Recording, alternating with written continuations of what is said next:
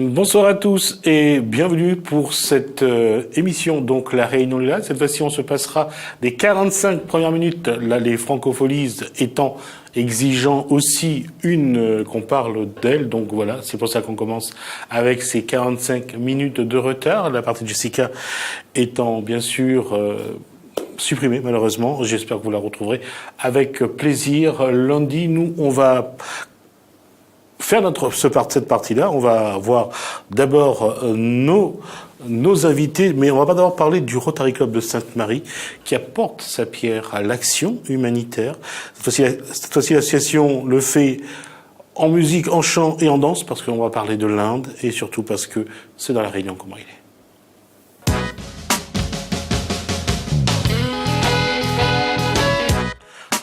Alors, honneur aux dames, aussi bien à ma gauche qu'à ma droite. Donc, Ragini, danseuse de Pondichéry, bonsoir.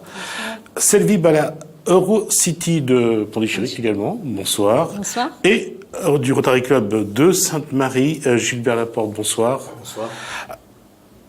Je disais tout à l'heure, l'action humanitaire, est-ce qu'on peut d'abord savoir, vous, le Rotary Club de Sainte-Marie, juste dire deux mots sur le Rotary Club de Sainte-Marie? Le Rotary Club Sainte-Marie existe depuis 2004. Et nous menons des actions sur le territoire de Sainte-Marie auprès des personnes nécessiteuses avec des revenus peu élevés, soit en leur fournissant des repas, soit en leur fournissant des habits. Et nous participons, par exemple, aux côtés du centre social de Sainte-Marie pour financer leur boutique de solidarité. Alors, l'action précise dont on va parler, elle consiste en quoi? Alors, cette action consiste à aider des jeunes étudiants de Pondichéry en partenariat avec le club Eurocity de Pondichéry. Je vous expliquerai d'où vient ce partenariat. L'idée, c'est que nous avons à Pondichéry un certain nombre de jeunes issus de milieux défavorisés, dont les études sont interrompues après le bac parce que les familles n'arrivent plus à financer la poursuite des études. Alors ça peut être aussi parfois des orphelins, donc ni père ni mère, et donc c'est dommage. Nous avons constaté ensemble avec le club d'Eurocity que c'était dommage que ces jeunes qui ont des talents ne puissent pas aller plus loin. Alors on va tout de suite préciser, les jeunes sont de la Réunion ou de l'Inde? Alors là c'est vraiment une action que nous menons à Pondichéry, donc ce sont des jeunes de Pondichéry. Des jeunes voilà. De Pondichéry. Voilà. Alors Eurocity, Selvi Bala, c'est quoi exactement? Eurocity, c'est aussi un club Rotary de Pondichéry. C'est un des 11 clubs de Pondichéry. Un des 11 clubs, ça veut dire que c'est quand même pas mal. Ah oui, il y a 11 clubs rien que dans la ville de Pondichéry. Ouais. Combien d'habitants à Pondichéry, juste pour voir un peu? C'est une colle que je viens de vous poser, je suis désolé. Oui, à peu près 800 000 habitants peut-être. Ah, c'est quand même pas mal, c'est pratiquement au niveau de la Réunion. Presque, donc ouais. c'est vrai que c'est... Alors, la présence d'une danseuse de Pondichéry, Ragini, alors qu'est-ce qui explique cette présence? D'abord... peut-être deux explications. Ragini, que vous avez là, elle est danseuse, mais elle était aussi, elle, présidente du club d'Eurocity l'année dernière.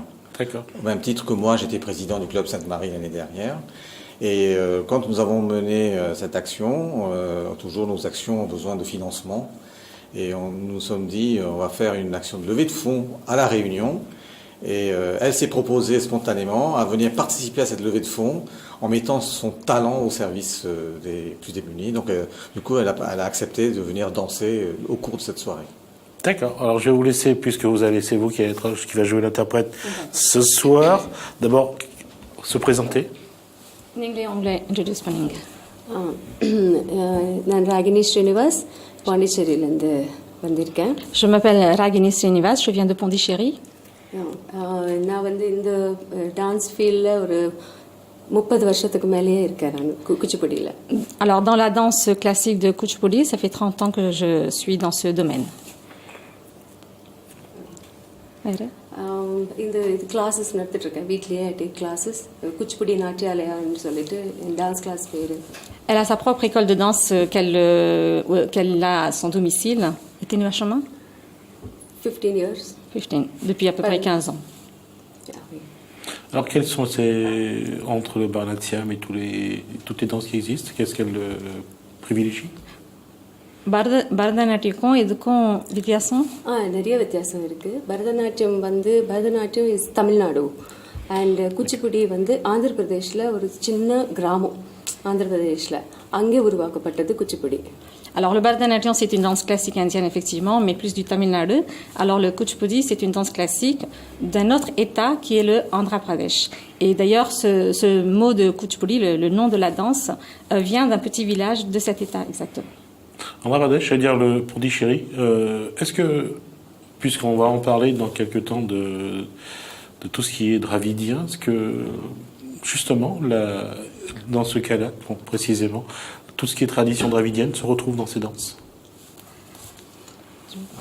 கேட்குறாங்க, நீங்கள் இந்த குச்சிப்புடி டான்ஸு திராவிடர் வரலாறுல சேர்ந்த டான்ஸா? இல்லை, அவங்க அவ்வளோவா இன்ட்ரெஸ்ட் காமிக்க மாட்டாங்க. மோஸ்ட்லி எனக்கு இருக்கிற ஸ்டூடெண்ட்ஸ் கூட தெலுங்கு ஸ்டூடெண்ட்ஸ் தான். ஏன்னா இது வந்து ஆந்திர பிரதேஷில் உருவாக்குனது. எல்லாம் தெலுங்கு பேசுகிறவங்க தான் எனக்கு ஸ்டூடெண்ட்ஸாக இருக்கிறாங்க. பிகாஸ் மை டான்ஸில் சாங்ஸ் கூட தெலுங்குல தான் இருக்கும். என்னோட டான்ஸ் சாங்ஸ் திராவிடங்க கல்ச்சர் சேர்ந்தது கிடையாது. Donc effectivement, elle dit qu'il y a une différence justement entre le Bharatanatyam qui est plutôt du Tamil Nadu, qui est de la culture dravidienne, alors que le Kuchipudi est une danse de l'Andhra Pradesh, donc c'est plutôt la culture Telungu qui est un peu différente. C'est un paradoxe parce que si on regarde tout ce qui est dravidien, que ce soit les Tamouls, que ce soit les Telugu, que ce soit... Alors, faut pas que je me trompe parce que c'est pas toujours Malayalam. facile. Entre autres, il y a les Kannada. Voilà, également. C'est dravidien tout ça, non? அவங்க சொல்கிறாங்க தமிழ், தெலுங்கு, கன்னடா, மலையாளம் இதெல்லாம் ஒரே ரூட்ஸ் தானே. அப்படியே அப்படி வராது. ஒன்லி இந்த தமிழின் இதுக்கு தான் திராவிடியன் கல்ச்சர் அப்படின்னு சொல்லுவாங்க. நாங்கெல்லாம் ஆந்திரா கல்ச்சர் தான் வரும் எங்களுக்கு.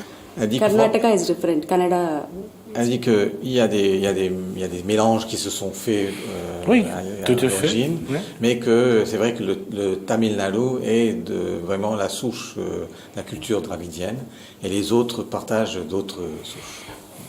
Après, effectivement, il y a des brassages qui se sont faits dans le sud de l'Inde qui font qu'effectivement on emprunte parfois les mêmes mots. Ce qui veut dire que pour ceux qui sont de l'extérieur, quand on voit c'est quoi les traditions dravidiennes, qui font partie des descendants dravidiens, on nous dit que les Telugu, aussi bien les Malayalam, aussi bien les Kannada, aussi bien les Tulu d'ailleurs, font partie des dravidiens. C'est pas pour elle. Pas pour elle. D'accord. Elle met une différence entre ces différentes cultures. Ouais. D'accord. Elle met l'accent sur son état Andhra Pradesh où il parle principalement le Telugu. Quand on regarde le peuplement indien, on voit que les Aryens ou les Aryas sont descendus justement jusqu'au sud pour on parlera pas de tout ce qui s'est passé, mais on voit que les cultures se sont pas mélangées spécialement, mais c'était une confrontation il y a eu un combat entre les cultes et la culture, quoi. சொல்கிறாரு, இந்தியாவில் வந்து அரியர் வந்து கிழக்கு வந்தபோது கிழக்கில் இருந்த திராவிடருங்க அதுக்கு வந்து எதிர்த்துக்கிட்டு பெரிய பெரிய சண்டைங்களாம் வந்துச்சு ரெண்டு கல்ச்சருக்கும். அப்போது எப்படி வந்து கொஞ்ச நாள் பொறுத்து இந்த பலவித கல்ச்சரும் வந்து கலந்து ஒன்றா வாழ்கிறாங்க. தமிழ்நாட்டில் எல்லாருமே ஒரு இதுவாக யூனிட்டியாக வாழ்ந்துட்டு இருக்காங்க. அது ஒன்றும் பிரச்சனை இல்லையே, அதெல்லாம் ப்ராப்ளமே இல்லை. அவங்கவுங்க கல்ச்சர் அவங்கவுங்க ஃபாலோ பண்ணிட்டு இருக்காங்க. அதான் ஒரு ஸ்டேட்டில் கேரளாவில் அவங்க மலையாளிஸ் அவங்க இது கல்ச்சர் அவங்க ஃபாலோ பண்ணிட்டு இருக்காங்க. ஆந்திராவில் அதே மாதிரி தான். À ce jour, effectivement, toutes ces communautés vivent en totale communion, mais ce qu'elle insiste, c'est le fait que toutes ces communautés sont assez jalouses de leur origine, de leur culture, et justement ne souhaitent pas que leur pas de mélange, pas d'amalgame. Voilà, disparaissent un peu dans un melting pot. D'accord. Alors, on va revenir sur l'action que vous menez. Alors, les danses, à quel moment elle va danser et où est-ce que les gens peuvent la voir? Alors effectivement, la soirée va se dérouler en salle des fêtes de la ville de Sainte-Marie ce samedi. On va la démarrer vers 7h30 et Madame Ragini Srinivas va commencer son spectacle à 8h très précise. Ça va durer entre une demi-heure et 40 minutes. Vous verrez, c'est très sportif comme danse. Je ne sais pas si je verrai, mais ma question c'est, à travers les danses qu'elle fera, je veux dire, qu'est-ce qu'elle exprime?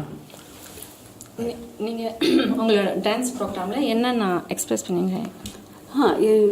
எங்கள் இந்த குச்சிப்புடி வந்து ரொம்ப டிஃப்ரென்ஸ், பரதநாட்டியத்துக்கு குச்சிப்புடிக்கு ரொம்ப difference இருக்குது. First it is only Telugu songs. அதுக்கப்புறம் வந்து Kuchipudi is based on Krishna, lord Krishna மேலேயே சாங்ஸ் இருக்கும். இப்போ வேற காமாட்சி, சிவன் மேலே கூட சாங்ஸ் எடுத்துக்கிட்டு நாங்கள் programme பண்ணிட்டு இருக்கோம். D'accord. Là, les danses vont être uniquement basées sur des chansons en Telugu. Et généralement, elles sont orientées vers le dieu Krishna. Maintenant, il y a des nouvelles danses tournées vers Lakshmi, après Lakshmi, Kanchi, Kamakshi, Shivan, Sivan, etc. Non.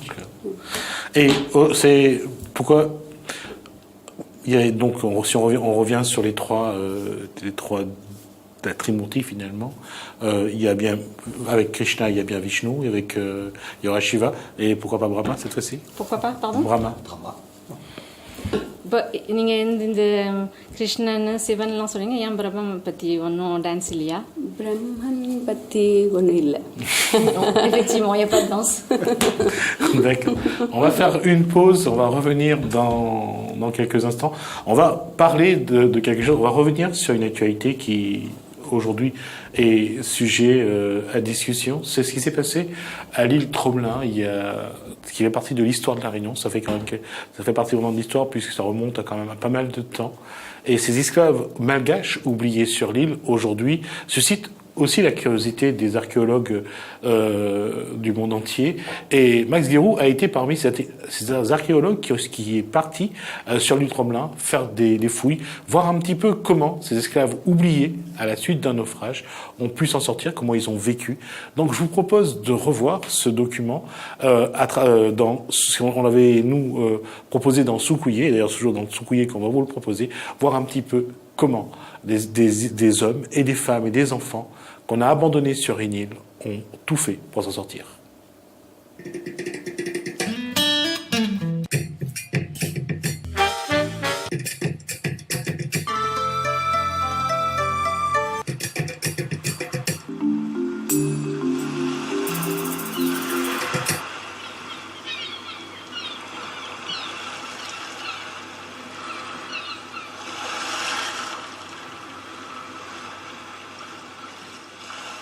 L'objet de la mission, c'était fondamentalement, c'était en s'appuyant sur une histoire qui est vraiment très forte, d'essayer de parler de la traite des esclaves en général et de celle dans l'océan Indien en particulier. Concernant l'histoire elle-même, ce qui nous importait, c'était de comprendre comment plusieurs dizaines de personnes pouvaient survivre sur une île quasi déserte, d'1 kilomètre carré, loin de toute terre. Il faut savoir que la terre la plus proche, en gros, est à 500 kilomètres, avec ce sentiment d'isolement et d'abandon total. Alors, cette survie, on voulait comprendre comment elle avait été sur le plan matériel, mais ce qui nous apportait aussi, c'est savoir si on pouvait trouver des indices de leur comportement psychologique ou social surtout, ce qui est une gageure en matière d'archéologie, puisqu'on ne travaille que sur des traces matérielles. On peut aborder cette exposition, d'ailleurs c'est le cas des médiateurs de l'exposition de Nantes, sous plusieurs aspects, sous l'aspect de l'archéologue, sous l'aspect de l'historien ou sous l'aspect de l'esclave lui-même. On peut faire un circuit en se plaçant à la place d'un esclave et en suivant le trajet. Donc l'exposition se présente avec deux modules principaux et un module plus petit mais qui n'est pas complètement annexe d'ailleurs, une partie historique où successivement on explique ce qu'est la Compagnie des Indes et comment elle commerce avec l'océan Indien, les Indes et la Chine, en montrant les produits qui font l'objet du commerce. Ensuite, on présente la traversée de l'Utile de Bayonne jusqu'à l'Île-de-France. Ensuite, on présente le voyage de l'Utile vers Madagascar. Et ensuite, le naufrage. Donc, on progresse petit à petit jusqu'au naufrage. À chaque étape, on montre ce qu'il y a à bord du bateau sous forme de grands panneaux. On a essayé de synthétiser ce qui se trouvait à bord, donc que ce soit des esclaves ou des vivres ou des marchandises. Il y a deux réflexions intéressantes par rapport aux habitudes malgaches, c'est-à-dire que, les habitats en pierre, ce n'est pas du tout l'habitude malgache, et c'est même contraire aux habitudes malgaches, puisque au XVIIIe siècle en particulier, la pierre est réservée aux tombeaux. Le fait que ces naufragés acceptent, et j'imagine les discussions qu'il y a dû avoir entre eux, de vivre dans ce qui est perçu par eux comme un tombeau est vraiment très très intéressant. Ensuite, le fait qu'ils se regroupent autour d'une place centrale est aussi contraire aux habitudes malgaches, puisque les habitats malgaches sont individualisés, avec une cour personnalisée, très orientée par rapport aux points cardinaux. Donc vous voyez, donc le visiteur pourra voir ça. Au final, on est persuadé qu'ils ont reconstitué une micro-société, qu'ils ont géré leur environnement en fonction des conditions très, très difficiles. Les cyclones devaient les affecter chaque année. Le plus intéressant, c'est que quand on étudie l'habitat en détail, alors que la période, aux yeux d'un archéologue, est extrêmement courte, pour les archéologues, 15 ans, ce n'est rien, mais on trouve au moins 3 périodes d'adaptation de leur habitat. Donc ce sont des gens qui ont géré leur habitat, qui ont, dans la mesure où ils ont fabriqué des bijoux, et qu'ils ont retrouvé une vie sociale. Et c'est ça qui m'importe, parce que en matière d'esclavage, la plupart des histoires d'esclavage se terminent sur une note négative. Et là, ce que je trouve très fort, c'est que ces esclaves, enfin ils ne sont pas vraiment esclaves, ils ne sont plus esclaves, mais ils ont été marqués par l'esclavage, puisqu'on les a tirés de chez eux, embarqués de force, mais on en a né l'humanité, et par leur attitude, ils montrent qu'en fait c'était faux, puisqu'ils reconstituent une société. Et je trouve que c'est une fin très positive, des rares fins positives dans une histoire d'esclavage. C'est-à-dire que ces gens-là ont démontré par leur comportement qu'il n'y avait pas de raison de les considérer comme des moins qu'humains.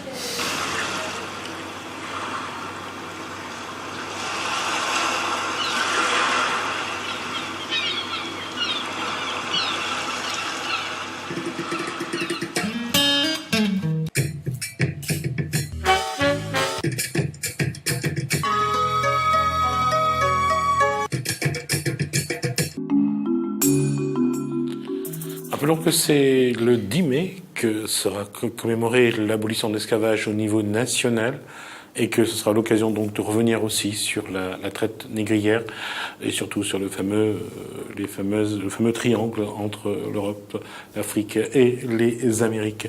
Un mot sur, puisqu'on parle de Pondichéry, rappelez que Jean-Régis Ramsamy avait sorti son livre sur le premier bateau qui est parti de Pondichéry et là je ne trouve plus le nom du titre de son livre. J'espère qu'il ne va pas m'en vouloir.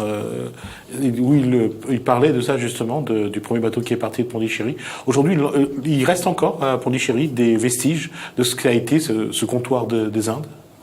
À vestiges du comptoir des Indes, il y a beaucoup de traces bien vivantes, puisque quand vous vous promenez dans les villes de Pondichéry, vous retrouvez des noms comme La Bourdonnais, comme Romain Roland, comme Dumas. Après, effectivement, certaines rues ont été débaptisées, malheureusement, mais heureusement aussi pour l'Inde, parce qu'il y a une histoire récente assez chargée. Ainsi, la rue Duplex est devenue la rue Jawaharlal Nehru, donc personne ne va regretter cela. Et au-delà de ça, nous avons toujours une alliance française qui permet à des pondichériens qui ont perdu un peu les traces du français de pouvoir retourner à l'alliance française, apprendre à nouveau le français, lire des auteurs comme Victor Hugo, qui a bien marqué les esprits à ces endroits. Et puis nous avons un lycée français Pondichéry. Je discutais encore à midi avec un professeur, un universitaire, qui disait que c'était le lycée où nous avions les plus hauts niveaux de bac, donc tous les ans. Et donc voilà, donc ça veut dire qu'il y a encore des... Mais ce n'est pas des traces, j'allais dire, négatives. Il y a vraiment une amitié franco-indienne qui continue à exister dans ce comptoir, dans cet ancien comptoir. Ma question, aujourd'hui, quand on parle, est-ce qu'il y a encore les effets de l'engagisme? Est-ce qu'on parle encore d'engagisme à Pondichéry aujourd'hui, ou alors c'est une page oubliée de l'histoire? Je crois que c'est une page oubliée. Quand nous retournons là-bas et que nous parlons de cette histoire, les gens la découvrent avec nous. En fait, ce qui est resté à Pondichéry, c'est plus les relations dans le cadre du comptoir, parce que Pondichéry est un peu différent peut-être de Madras, aujourd'hui Chennai, d'où sont partis la plupart des engagés. Et aujourd'hui, Pondichéry, les Pondichéryens parlent beaucoup plus de De Gaulle, parle beaucoup plus de l'appel du 18 juin, et donc des Pondichéryens sont partis effectivement combattre l'occupant en France, mais moins de l'engagisme. Juste pour vous, il y a aujourd'hui été créé il y a quelque temps une fédération des descendants de Dravidiens à La Réunion. Donc, c'est juste pour savoir si vous étiez au courant. Fédération des associations... Des descendants dravidiens. Ah non. Oui, je l'apprends. Je me doutais. Qu'est-ce que j'allais dire d'autre? Alors, donc c'est pour des enfants donc de Pondichéry. Combien d'enfants ça concerne généralement? Alors, nous avons évalué ensemble, Rosotti et nous, l'aide que nous pouvons apporter va concerner tous les ans 10 étudiants. Il a fallu poser des limites, donc c'est 10 étudiants par an que nous nous engageons à accompagner durant leurs 3 années d'études jusqu'à l'obtention soit d'un diplôme de technicien supérieur, soit pour ceux qui veulent aller plus loin, diplôme d'ingénieur. Voilà. Donc c'est dans un lycée français? Non, ce sont des écoles d'ingénieurs de Pondichéry. Les étudiants sont quasiment tous des anglophones, donc on n'a pas privilégié les Français de Pondichéry. Donc, alors, si vous permettez 5 minutes, il y a peut-être besoin de faire un petit retour en arrière sur l'action de Rotary Sainte-Marie à Pondichéry. Ça a démarré en 2005, juste après le tsunami. Donc le tsunami qui a ravagé les côtes du sud de l'Inde, au même titre que les côtes de Sumatra, Sumatra, etc.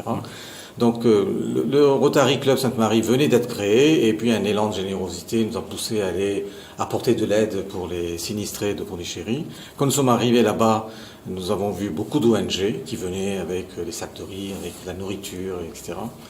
Et le Sainte-Marie a voulu se démarquer en disant... Peut-être il faudrait leur redonner de l'outil de travail pour gagner eux-mêmes une forme d'émancipation. Forme d'émancipation. Et du coup, nous avons, avec le club d'Eurocity, essayé de chercher quelle action concrète et pertinente nous pouvions mener. Et nous sommes tombés sur ce village de pêcheurs à Soutikupom, qui avait été dévasté par le tsunami. Les gens avaient perdu leur maison, tous leurs biens, ainsi que leurs barques de pêcheurs. Et Sainte-Marie a donné 80 barques à des pêcheurs que nous avons cherché à trouver avec le club Eurocity. Vous les avez fabriqués en Inde? Fabriqués en Inde. Okay. Et 10 ans après, nous nous sommes dit, il faut aller voir ce que ça donnait. Faisons une évaluation de notre action. Est-ce que c'est un coup d'épée dans l'eau, où on peut retrouver ces pêcheurs et retracer un peu leur parcours? Et donc nous sommes retournés l'année dernière à Pondichéry, et grâce au club Eurocity, nous avons retrouvé les pêcheurs à qui nous avons donné ces barques. Ils ont bien sûr prospéré, ils ont continué à travailler, ils ont remplacé toutes leurs barques en 10 ans. Nous avons offert des barques en bois, maintenant ils ont des barques en résine. Et c'est de là que... Alors ils ont dit que maintenant la pêche, ça n'intéresse plus les jeunes. C'est trop difficile, le poisson se fait rare, donc les jeunes se détournent de cette profession. Et donc on s'est dit maintenant il faudra peut-être effectivement travailler par rapport à la jeunesse de Pondichéry, aider cette jeunesse de Pondichéry qui a envie de développement à faire sa vie. Et c'est de là qu'est venue l'idée de repartir sur une action avec Eurocity pour aider des jeunes de Pondichéry. Non, il y a un paradoxe parce que il y a un Réunionnais qui va en Inde dire aux Indiens on va vous appliquer un proverbe chinois, au lieu de vous donner un poisson, on va vous apprendre à pêcher. Alors, disons, je pense qu'il y a des proverbes qui sont un peu universels. Hein. Il n'y a pas de marque de territoire sur ces proverbes. Et ces jeunes, ils ont quel âge à peu près que vous avez aidé? Alors, filles, garçons ou que des garçons? Alors, nous avons, tout à l'heure parliez de sexisme, nous avons privilégié plutôt les filles, parce que la condition féminine est encore un peu différente, on va dire, marquée sur ce territoire. Nous avons privilégié plutôt les candidates aux candidats. Nous avons privilégié des orphelins à des jeunes ayant déjà des parents. Et pour les jeunes ayant des parents, nous avons privilégié les familles où il n'y a qu'un seul revenu. Il n'y a pas un autre fils qui travaille, etc. Puis soyons honnêtes, on sait bien qu'à l'école, les filles sont plus sérieuses et plus travailleuses que les garçons. Plus de chances de réussite de notre action. Qu'est-ce que je voulais vous dire avant de faire une nouvelle pause? Toute la journée de samedi, ça va être seulement la danse de Ragini ou bien? Alors, d'abord, c'est la soirée. C'est une soirée que nous allons faire samedi. Nous avons ce moment culturel avec Ragini. Mais nous aurons un autre moment culturel puisque notre Gilbert Pugna a accepté de nous aider dans cette action. Et donc, il va venir avec son groupe Ziskakan, se produire pendant 1 heure après la danse Kuchipudi. Et donc, voilà, nous avons là la chance d'avoir 2 grandes personnes généreuses. Et vous avez aussi la chance d'avoir Ragini, qui est la déesse qui est le nom du gardien du dieu du feu ou du gardien du feu. Alors, Ragini, on est gardien du feu,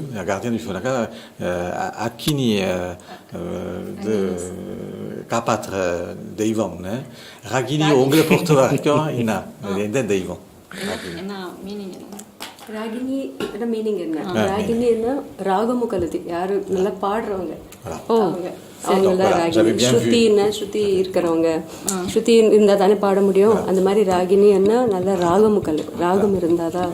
Alors j'avais bien saisi le petit lapsus que vous avez introduit parce que vous avez confondu Akini et Ragini. Non, le ici, feu c'est Akini. Non, ici il y en a qui disent Ragini. Alors que Ragini ça vient de Ragam. Et Ragam, c'est l'air, la chanson. Et donc, la Ragini. C'est pour ça que j'aime bien l'indemnité réunionnaise. Chacun le dit à sa façon, le transforme à sa façon. Et c'est pour ça que ça amène une correction. Et quand j'entends certains parler de Ragini, c'est vraiment pour eux le dieu du feu. Donc, comme quoi l'Inde est assez vaste. On va passer sur un sujet on parle d'amour, de paix. C'est une conférence qui a eu lieu hier, juste après donc la journée internationale des droits des femmes. Hier en conférence, donc le 9 mars, on a parlé d'amour et de paix. C'est une conférence qui s'est déroulée à Saint-Paul. Sullivan Balbino était dans le public. Ce jeudi 9 mars, à la médiathèque Le Comte de l'Île de Saint-Paul, une conférence sur le thème de l'olivier, un message d'amour et de paix, a été faite par Éric Magamotu, ancien avocat, mais aussi ancien président de la Chambre de commerce et de l'industrie de la Réunion, qui maintenant est devenu producteur de l'huile d'olive dans la région de Péloponnèse, en Grèce. Cette conférence a pour but d'expliquer comment cet arbre, chargé de symboles très forts, est cité dans toutes les religions. Aujourd'hui, je me suis retiré parmi mes oliviers et j'éprouve un grand sentiment de paix, de plénitude. Et lorsque on est dans ce sentiment de plénitude, de paix, on a envie de le partager. Surtout dans un monde où la violence est partout. Dans les familles, dans les entreprises, parmi les salariés, dans le monde aussi, il y a la guerre. Et je voulais adresser un message de paix et d'amour à travers un arbre symbolique qui est l'olivier, qui est reconnu dans toutes les religions. Et au moment où mes frères musulmans sont souvent désignés du doigt comme des terroristes, comme des fanatiques, je voulais dire que dans le Coran, il y a aussi un message d'amour et de paix à travers cet arbre béni, offert par Dieu aux hommes qu'on appelle l'olivier. La mairie de Saint-Paul, présent lors de cette conférence, donne de l'importance sur ce sujet. La paix entre citoyens, mais aussi la paix sur l'histoire de l'île de la Réunion. Depuis quelque temps, donc, nous essayons au niveau de la culture de mettre en place des actions afin de sensibiliser les marmailles, mais bien sûr aussi les parents, les adultes, sur la problématique de la violence, contexte mondial bouleversé par les atrocités, par les attentats, les guerres un peu partout dans le monde. Et la Réunion nous dit, d'autant plus nous à Saint-Paul, berceau du peuplement, où l'histoire de la Réunion démarre, que nous avons une chance d'avoir un peuple mosaïque, plusieurs cultures ils mélangent ensemble pour faire le peuple La Réunion. Cette conférence sur la paix sera le début de plusieurs projets conduits par Éric Magamutu sur l'île de la Réunion, mais aussi sur l'Occident. Amour et paix, ça c'est pour ce que disait Éric Magamutu, ancien président donc de la Chambre de commerce et d'industrie de la Réunion. C'est une autre lutte, on en a parlé jeudi dernier, on parlait de la lutte contre les addictions. Et on a posé la question à quelqu'un, citoyen, je dirais lambda, il est photographe, il est observateur, il est essayiste. Bernard Gaudens nous dit que dans la lutte contre les addictions, contre l'alcool, le tabac, le zamal, les drogues, il faut d'abord faire des choix. Souvent, on entend les gens dire « Ouais, la ville est courte, à moi, m'y fait la fête, mais bon, la ville est courte, vous ne connaissez pas que c'est peut arriver demain. » Mais il ne connaît pas qu'à chaque fois, il boit un verre de rhum, par exemple, à chaque fois, il prend un mégot, un zamal, et à chaque fois, il prend un verre, il raccourcit sa vie d'une journée. Moi, je pense qu'il faut plutôt tout faire pour que la vie est moins courte possible, pour mieux en profiter un maximum de... Mais pour ça, il faut entretenir son capital santé pour vivre plus longtemps. C'est le but. Mais c'est pas dire que oui, la vie est courte, il faut en profiter. Et pour lui, pour moi, la vie, celui-là qui boit, la vie est plus courte. Elle est même moins mis par 100 ans. Oh, s'il trouve que la vie est trop longue, c'est parce que lui ennuie à lui. Et il est pessimiste. Les optimistes ne trouvent pas que la vie est longue. Ils trouvent que la vie est trop courte, l'optimiste. Ils trouvent toujours envie d'aller, toujours il a des idées, toujours, à un moment donné, c'est ça. Il vaut mieux être optimiste que pessimiste, quoi. Il est évident que chaque combat qu'on mène, ce premier combat, c'est celui qu'on mène contre soi-même, contre sa façon d'être, contre sa façon d'évoluer. Et c'est vrai que ce n'est pas simple parce que c'est des choix. C'est pas une décision qu'on prend qui est difficile, c'est d'assumer tout ce qui en découle, surtout les conséquences. Et c'est vrai que ce que dit Bernard Gaudens, il faut faire des choix. Et entre l'optimisme et le pessimisme, je disais que pour quelqu'un qui boit, ou pour chaque fois qu'on remplit un verre, quand on regarde, soit le verre est à moitié plein, soit il est à moitié vide. Donc, retour pour les dernières minutes donc pour parler de cette action humanitaire, bien sûr, du Rotary Club de Sainte-Marie, et bien sûr de cette manifestation de samedi à la salle des fêtes donc de Sainte-Marie, où il y aura entre autres, bien sûr, Rayini, il y aura Gilbert Pugna qui sera là.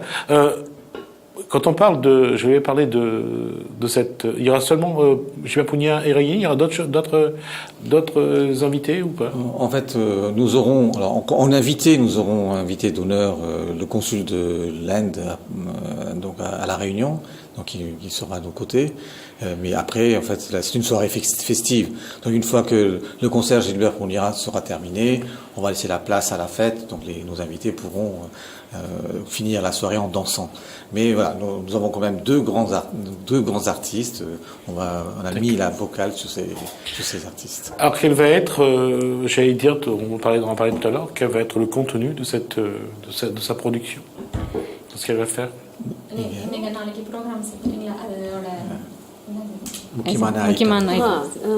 Actually குச்சிப்புடிக்கு வந்து the famous and Kuchipudi speciality item வந்து தரங்கம். அது இந்த பிளேட்ல பிராஸ் பிளேட் எட்ஜஸ்ல கால் வச்சு பண்றது.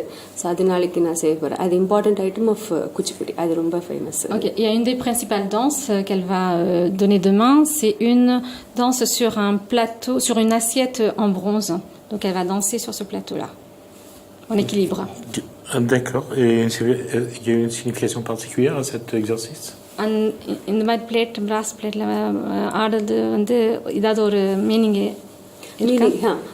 நாராயண தீர்த்தரன்னு ஒரு செயிண்ட் Okay. அவர் இமேஜின் பண்ணிக்கிட்டாரு, குட்டி கிருஷ்ணன் நர்த்தன கிருஷ்ணனா இமேஜின் பண்ணிக்கிட்டு அவங்க டான்ஸ் ஆடுற மாதிரி இமேஜின் பண்ணார். அது மேல ஏறி ஆடின மாதிரி கிருஷ்ணன் அது மேல ஆடுற மாதிரி ஒரு ஜதி சொல்லிட்டே இருப்பாங்க. அந்த ஜதிக்கு நாங்க ஜதினா சொல்கட்டு ஜதி ஜதியே சொல்லுங்க.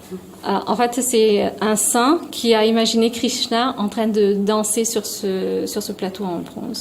Donc, c'est une création de son imagination. Je pensais que vous alliez dire quelque chose. Non, j'allais insister sur le fait qu'effectivement, dans beaucoup de danses ou scènes de théâtre en Inde, il y a une culture très masculine à l'origine. C'est souvent les hommes qui étaient des danseurs un peu célèbres. Bon, j'ai été visiter le Kerala récemment. Il y a par exemple le Kathakali. Même les rôles de femmes sont tenus par des hommes qui sont maquillés en hommes. Et je pense que Ragini voulait dire que effectivement, à l'origine, le Kuchipudi, c'est une danse d'hommes exécutée par des hommes. பிகினிங்ல it was வெறும் ஜென்ஸ் தான் செஞ்சுட்டு இருந்தாரு, லேடிஸ்க்கு டீச் பண்ணல. அதுக்கப்புறம் தான் எங்க குரு டாக்டர் வெம்பட்டி சின்ன சச்சம் அவங்க இந்த மாதிரி லேடிஸ்க்கு இன்ட்ரடியூஸ் பண்ணி குச்சிப்புடி இவங்களும் ஆடலாம், இவங்களும் செய்யலாம். எந்த வருஷத்துல இருந்து அவங்க மோர் தென் 40 years ஆச்சு. D'accord. Effectivement, au début, cette danse de Kuchipudi était uniquement pour les hommes. Et depuis, était Machan 40 ans avant, donc son propre gourou a décidé de l'orienter vers les femmes. Et donc elle a eu cette grande chance d'avoir été... Je ne sais pas si la question va vous déranger, mais la danse, c'est aussi une façon de s'émanciper pour la femme. பெண்கள் இந்த குச்சிப்புடி இப்போ ஆடுறது அவங்களுக்கு ஒரு விதத்தில் எமான்சிபேஷன் ஒரு ஃப்ரீடம் மாதிரி ஒரு ஃபீலிங்கா? கண்டிப்பா அது ஒரு ரொம்ப சந்தோஷம் கொடுக்கும். டான்ஸ் பண்ணிட்டு இருக்கும்போது ரொம்ப சந்தோஷமா இருக்கும் டான்ஸ் பண்ணது.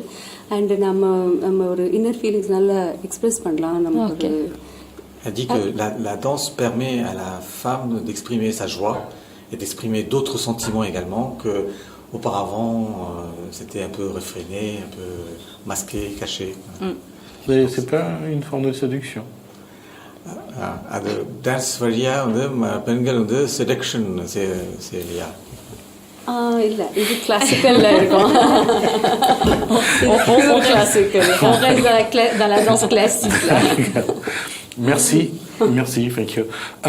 Merci donc à vous. Donc je rappelle qu'il y avait Gilbert Laporte donc du Rotary Club de Sainte-Marie pour l'action humanitaire qui a lieu une manifestation qui a lieu donc samedi à la salle des fêtes de Sainte-Marie, réunie dans ce Pondichéry. Merci, thank you. Et que je retrouve le nom que j'ai écrit pour cette vie balade donc de Rocity, le Rotary Club de Pondichéry. Merci en tout cas pour d'avoir été interprète et d'être là. En tout cas, ça fait plaisir d'avoir des informations de Pondichéry. Merci à vous. J'espère qu'on aura d'autres informations. En tout cas, nous, on va se quitter sur ces bonnes paroles. En tout cas, vous aussi, j'espère que vous allez faire la fête dès ce soir. En tout cas, commencez bien votre soirée sur Télécréole. Ah oui, j'ai promis de faire un bisou à Erika, pas à Jessica, à Erika, parce que sinon elle va me faire la tête tout à l'heure. Merci également à Boris, à Borissa et à Stéphane donc pour nous avoir accompagnés tout au long de cette semaine. En tout cas, merci à eux pour leur travail et leur collaboration. Merci à vous pour votre fidélité à Télécréole. Faites-vous plaisir, prenez soin de vous, amenez beaucoup de lumière en tout cas dans la maison et prenez le temps malgré le mauvais temps de vous faire du bien. Je vous souhaite un bon début de soirée sur Télécréole, un bon début de week-end également. Je vous dis à lundi. Bonsoir chez vous.